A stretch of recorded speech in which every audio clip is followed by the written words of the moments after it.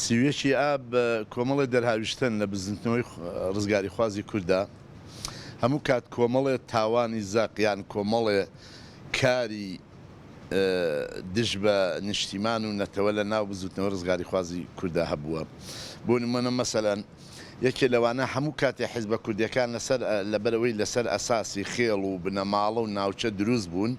هەموو کاتێک کۆمەڵە شتیان لە ناوا دروست بووە. یەکێ لەوانە یەکتری سڕینەوە، یەکێ لەوانە مەسەن یەکتری سڕینەوە، خیانەتکردن، تۆوی خیانەت لە ناو زۆربەی حیزبە کوردەکانە هەبووە، یەکتری سڕینەوە، تۆوی خیانەت. ئەمانە کۆمەڵی دەرهاویشتە بوون. هەموو کاتێک حیزبە کوردیەکان هەندێک جار تەبا بوون لەبەرەوەی هاوسەنگ بوون هێز، هەندێک جار فرسەتیان لە یەک هێناوە کە یەکتری بسڕنەوە بۆیان نەسڕاوە تۆ پەنیان بردووە. مەسەلەن هەر لە شەستەکانە مەسەلەن کاتێ باڵی مەکتەبی سیاسی جیابێت تۆ پەنابێنێ بۆ ڕژێمی عێراق. شوعەکان پێشتر مەسەلەن نییە کە لە کوردستانە لەگەڵ ئەو کاتەی پارتی و ئەمانە پیان ناکرێت پاڵەدەنە حکومەتی عێراقەوە. ئەمانە کۆمەڵە شدەوە بوو. بەڵام کە تۆ سەر مێژووی حیزبەکانەکەی مێژووی بنەماڵی بەرزانی لەبەرەوەی هەموو کاتێ ئەبێ حیزبی قاعید بن، ئەبێ خۆیان بن. حتا لە بەوەتانە مەسەلەن لە ساڵی 75 ئەوانە کە یەکێتی نیشتیمانی کوردستان دروستە بێ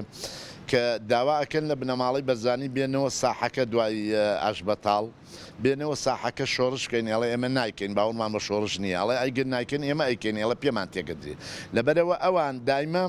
لەبەرەوە ئێمە کە ئەڵێن حیزب لەسەر ئەساسی بنەماڵە و ناوچە دروست بوون و هەتا ئێساکیش پیانۆ دیارە، هەتا ئێساکیش پیانۆ دیارە. ئەمانە وای لێ کردوون هەموو کاتێ لە ژێر گوشاری داگیرکەران نابن، هەموو کاتێ بیان تلێنن بە شەڕێکی نابەرامبەریوە. مەسەلەن ئیسا ئەگەر لە کێشەی ئەنفال ئەکۆڵیتەوە ڕەنگە شەڕێکی نابەرامبەری کورد بێ، بۆیە نەبووەتە کەسێکی نێودەوڵەتی. ئەگەر بچی لە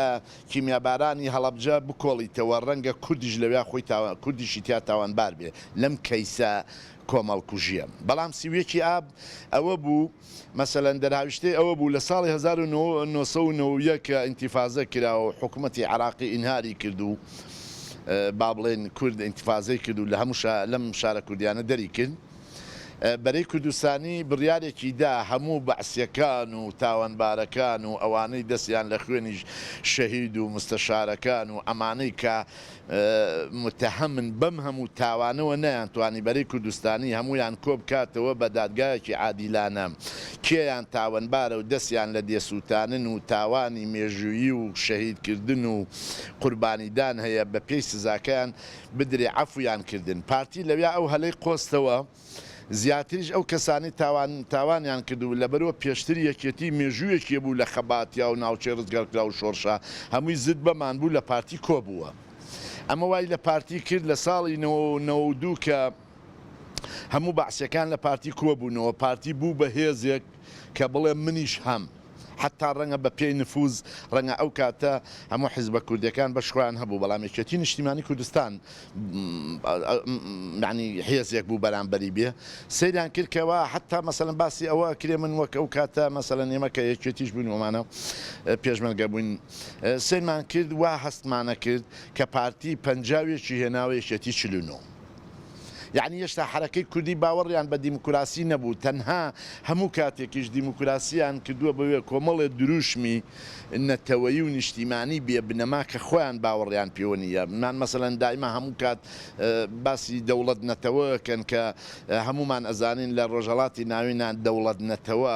هیچ کاتێ نابێتە چارەسەر بۆ هەموو گەلەکان و بۆ هەموو چینە و توێژ و نەتەوەکان. ئەمانش هێشتا باوەڕیان پێ نەبوو. دوای ئەوە ئەم سیراعا ڕۆی گەیە بە 50 لە 50 ئەو سەردەمە وەک ئیسە نەبوو داهاتی نەوت و کانزا و ئەمانە هەبێ، زیاتر هەموو داهاتی کوردستان کە داهاتی سەرەکی ئەو کاتێ حکومەتی هەرێم بوو داهاتی ئیبراهیم خەلیل بوو. یعنی هەموو موچە و هەموو خزمەتگوزاری و شت هەمووی لەسەر ئیبراهیم خەلیل بوو. لە ئیبراهیم خەلیل و ئەم کێشە هەڵیدا لە ژێر دەستی پارتیا دەدێ بوو بە شەڕی ناوخۆ، کە بوو بە شەڕی ناوخۆ ئەو سەردەما ئێمە کە مەسەلەن یەکێتی بووین، هێزی یەکێتی هێزێکی شەڕکەری فێرکی ڕاهاتوو مەسەلەن خاوەن مێژوو شەڕ بوو، توانای هەبوو. دەی وای لێ ئەم شەڕە ناوخۆ نەگریسە تلانیان بەسەر هەمویان وەڵا بووە ئەوەی هەولێر گیرا و پارتی لە هەنێ شوێن لەم هەموو شەڕا لە شەڕی ناوخوا ئینهاری کرد حتا من خزمێکمان لە ڕۆژێ پێش ئەوەی هەولێر بگیرێتەوە خزمێکمان پارتی بوو کە هاتەوە تەسلیم بوو باسی ئەوەی کردی لە کەس نەزان مەسعود بەرزانی ها قسەی بۆ کردین کە قسەی بۆ کردین وتی ئێمە هەموو ئەوەی کەوا جاش و شت و بەتەما بوو لە مووسڵ و لە کەرکووک و خۆی تەسیمی بەغا بکە یعنی پارتی گەی بۆ ئەوەشی کەوا پارتیە و لە زوو لەگەڵ پارتیا بووە لە سلوپیوە خۆی بکە ینی گەیوە ئەو ناچارێتی بەڵام ئێوارەیە کەوتی ساعتی ڕۆژی مابوو بە کۆمەڵێ دەبابەوە هاتیمتیان کاکە گیان ئەوورەتان نەڕوخێ بەیانی لە هەولێرین ئەمە کردی ئەمە خۆی ڕاستە ئێمە ئەڵێن سیوێکی ئاب مینێکی زەقا ئەو کاتیش حکومەتی عراقی لاواز بوو یعنی حتا مەسەلەن حکومەتی عراقی هاتبووە سەر ئەوەی ئەمەە لە ڕووی ئیداری و داڕوخا بوو جێشەکەی بۆ بێخێونەکرا باوەڕکە حکومەتی عراقی بە پارە پارتی گردی هەولێری بۆ ڕزگارکە هەمومان نەزانین دەوڵەتەکانی داگیر کرد چ وەک ئێران چ وەک تورکیای فاشست چ وەکو ئەو سەردەمەی ئەسەد هەموو کاتێ ئامادەن جیهەتێکی کوردی هێزێک بێنێ بۆ جیهەتێکی کوردی ئەوەی تر لە بەریەکمان هەڵوەشێنێت و ئەوەی تر تووشی کێشەیەکی ناوخۆی و شەڕی ناوخۆیمان کە حکومەتی عراقی بە قسەی پارتی کرد و هەتا با بڵێم گەیە ئەوەش حکومەتی عراقی بەکرێگرت حکومەتی عراقیان بەکرێگرت هەولێریان ڕزگار کرد کە هەولێریان ڕزگار کرد ئەوەی ئێمە کە ئەو کاتە پێشمەرگە بووین ئەوەی بیستمانە وەک شایەت حاڵ بووە هۆی ئەوەی بزانین زیاد لە هەفتا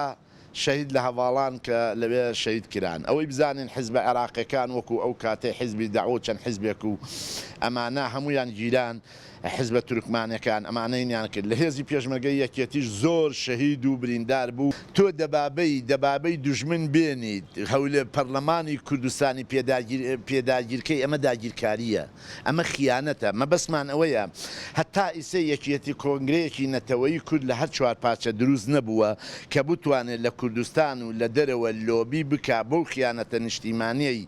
هەموو حیزبەکان ئەیکەن بە تایپەت زەقتر پارتی کردوێتی خۆ پارتی مەسەلەن ئێمە هەمومان دەزانین ئەی مەسەلەن چەند خیانەتێکی هەیە وەکو شەید فواد وەکو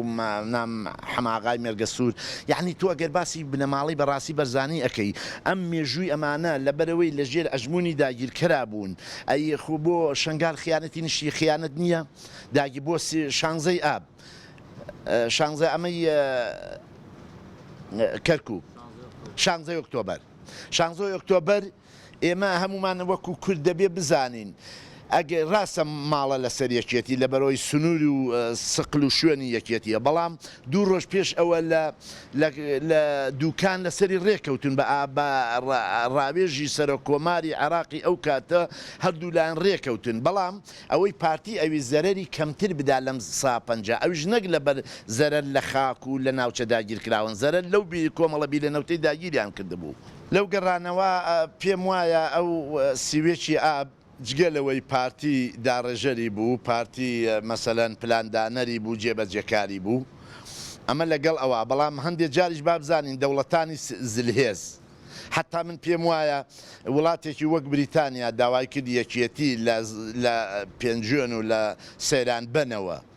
هێزی پارتیش بشکێ و لێرەوە پارتی ڕای کرد هەر بەڕاستی هەر لە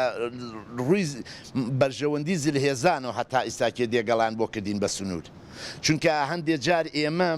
هەندێک جار ئێمە مەسەن سیاسیەکانی ئێمە کۆمەڵێ مشکیلیان هەیە کە ئێمەی هاوڵاتی و ئێمەی پێشمەرگە و ئێمەی هاوڵاتی نازانین حیزبە کوردیەکان هیچ کاتی مەسەن هیچ کاتێک لەم کاتە پێویستە هەموو حیزبە کوردیەکان